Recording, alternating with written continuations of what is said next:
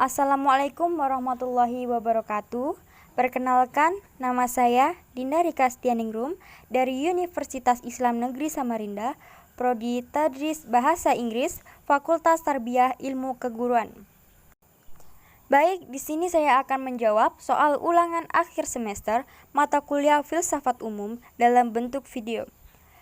Baik, saya akan bacakan saja secara langsung jawaban dari ulangan akhir semester mata kuliah Filsafat Umum.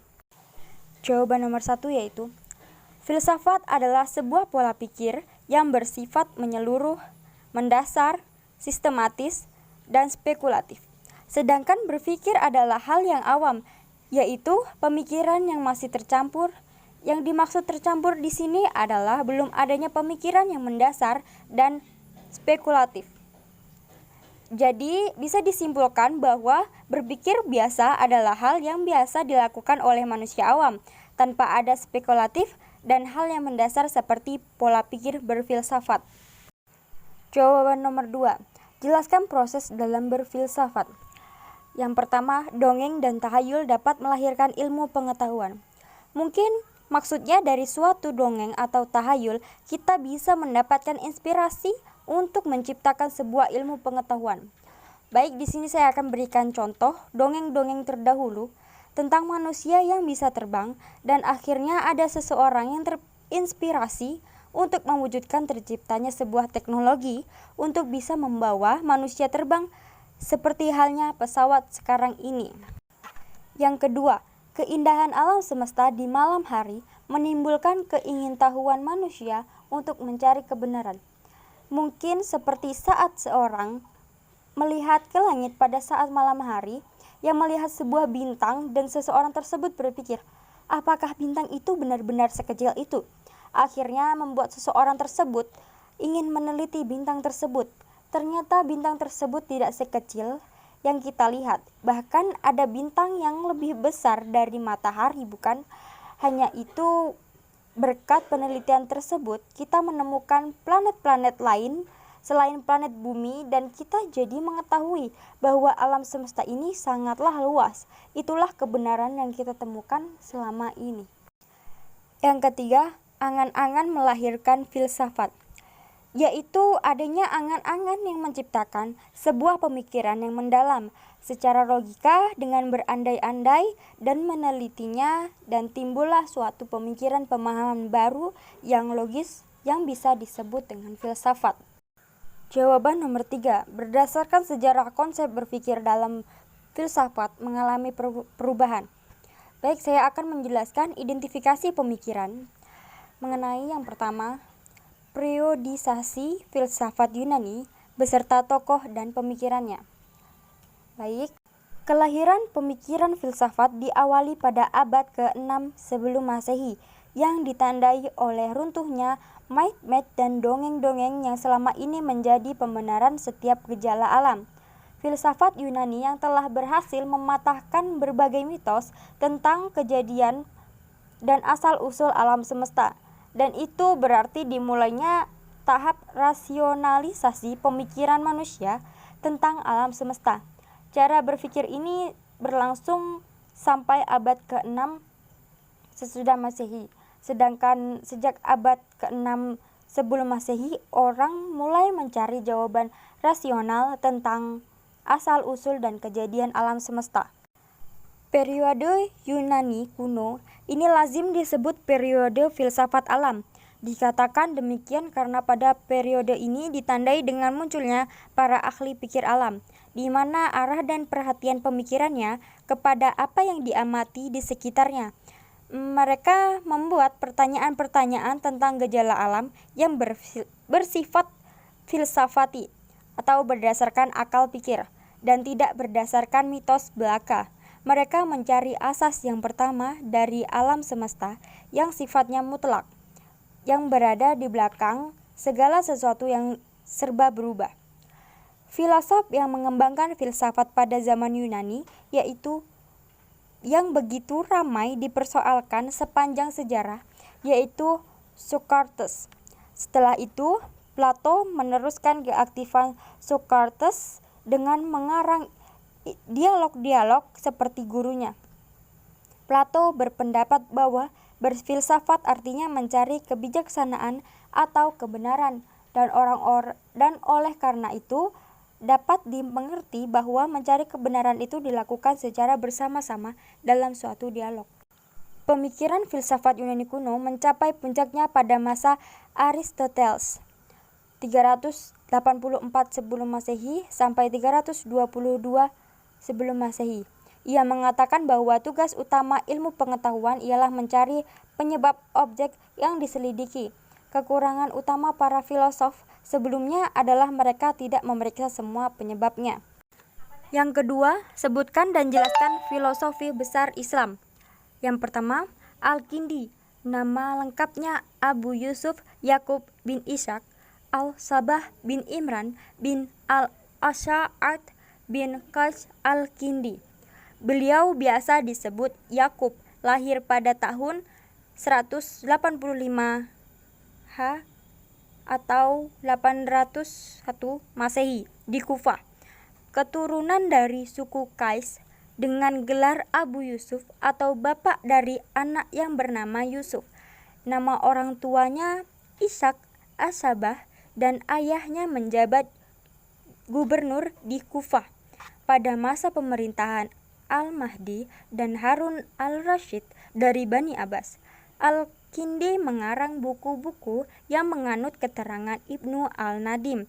Buku yang ditulisnya berjumlah 241 dalam bidang filsafat, logika, aritmatika, astronomi, kedokteran, ilmu jiwa, politik, optika, musik, matematika, dan sebagainya. Yang kedua yaitu Al-Farabi. Nama lengkapnya adalah Abu Nasr Muhammad bin Tarkhan. Sebutan Al-Farabi diambil dari nama kota Farab, di mana ia dilahirkan pada tahun 257 atau 870 Masehi. Ayahnya adalah seorang Iran dan menikah dengan seorang wanita Turkestan. Al-Farabi luas pengetahuannya, mendalami ilmu-ilmu yang ada pada masanya dan mengarang buku-buku dalam ilmu tersebut. Buku-bukunya baik yang sampai kepada kita maupun yang tidak, menunjukkan bahwa ia mendalami ilmu-ilmu bahasa, matematika, kimia, astronomi, kemiliteran, musik, ilmu alam, ketuhanan, fikih, dan mantik. Sebagian besar karang-karangan Al-Farabi terdiri dari ulasan dan penjelasan terhadap filsafat Aristoteles, Plato, dan Galenius dalam bidang-bidangnya logika, fisika, etika, dan metafisika. Meskipun banyak tokoh filsafat yang diluasi pemikirannya, namun ia lebih dikenal sebagai pengulas Aristoteles. Yang ketiga, Ibnu Sina. Ibnu Sina dilahirkan dalam masa kekacauan, di mana Khalifah Abbasiyah mengalami kemunduran dan negeri-negeri yang mula-mula berada di bawah kekuasaan khilafah tersebut mulai melepaskan diri satu persatu untuk berdiri sendiri.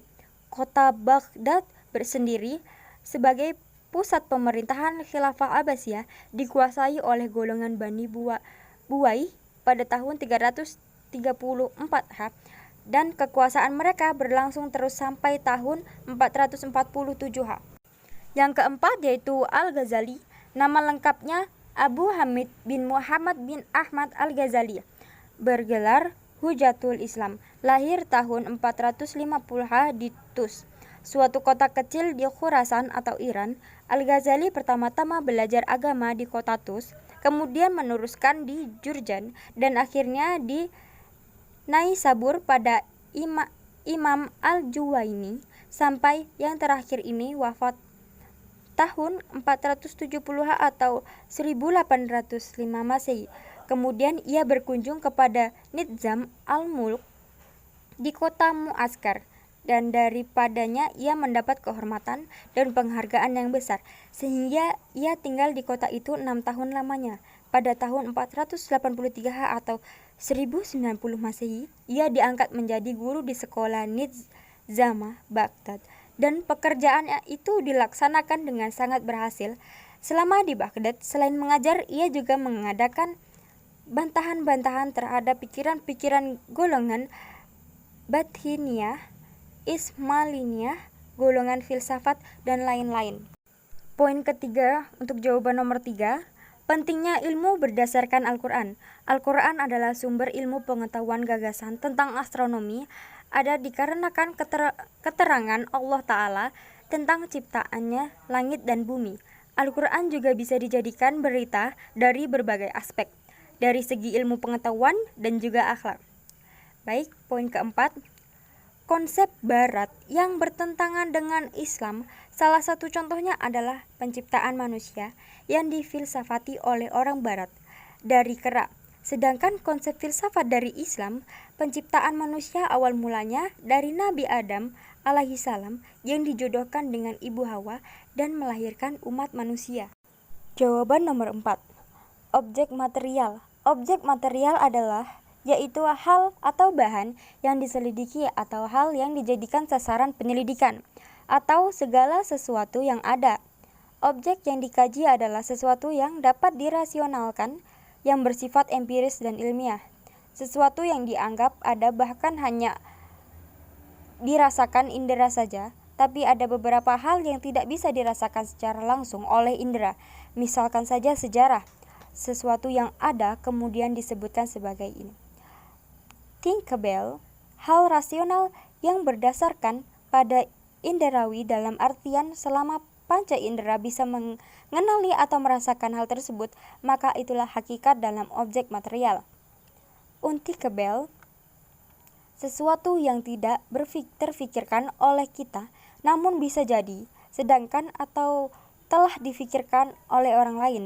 Hal tersebut juga merupakan hakikat ada yang bisa menjadi objek kajian dalam filsafat, bagian dari objek material karena hal yang difikirkan oleh orang lain bisa diteliti oleh kita. Contohnya yaitu mahasiswa belum memikirkan tentang bagaimana ia akan bekerja, tetapi orang lain sudah atau telah memikirkan bagaimana ia nanti akan bekerja. Untuk table, sesuatu yang tidak pernah terpikirkan namun diyakini ada. Satu-satunya hal tersebut adalah adanya Tuhan. Tuhan diyakinin ada, namun pemikiran kita tidak akan sampai pada esensi pertanyaan-pertanyaan tentang adanya Tuhan. Pada akhirnya, apapun tentang Tuhan tidak bisa terpikirkan oleh akal. Objek formal. Objek formal adalah metode untuk memahami objek material tersebut. Hal yang dijadikan dalam objek formal merupakan objek material yang dikaji secara khusus. Contohnya, penelitian tentang pohon kelapa, khususnya fungsi air kelapa. Pohon kelapa merupakan objek material, sedangkan air kelapa merupakan objek formalnya. Cara pemahamannya ada dua, yaitu spesifikasi, yaitu hal yang menjadi fokus kajian, bukan sesuatu yang umum melainkan sesuatu yang khusus. Yang kedua yaitu perspektif, yaitu objek dikaji dengan sudut pandang tertentu. Jawaban nomor 5. Bagaimana peran filsafat dalam membentuk kerangka berpikir sebelum seorang individu melakukan suatu tindakan? Yaitu dengan pemikiran yang mendalam dan menyusun sebuah perhitungan yang matang untuk akhirnya kita berani melakukan sebuah tindakan yang benar. Baik, sekian jawaban dari saya untuk mata kuliah Filsafat Umum ujian akhir semester. Saya berterima kasih sebanyak-banyaknya. Wassalamualaikum warahmatullahi wabarakatuh.